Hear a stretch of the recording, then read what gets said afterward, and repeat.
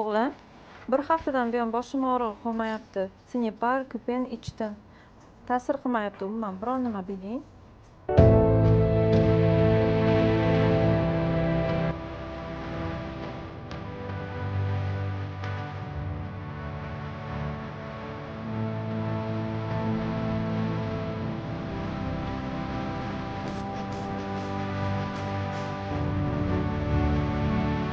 Necha kunlardan beri boshingiz og'rishi, qon bosimini yuqori ko'tarilishi kuzatilayotgan bo'lsa, sizda insult xavfi bo'lishi mumkin. Men Hamroqulov Eldor, Respublika shoshilinch tez yordam ilmiy markazini tamomlab, Millimed klinikasida asab tizimi kasalliklarini davolash va tekshirish bo'yicha bir necha yillardan beri faoliyat yuritib kelyapman.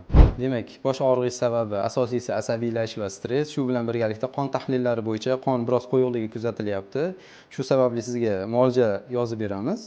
Vaqtida kelibsiz, kech qolganingizda insult bo'lishingiz mumkin edi.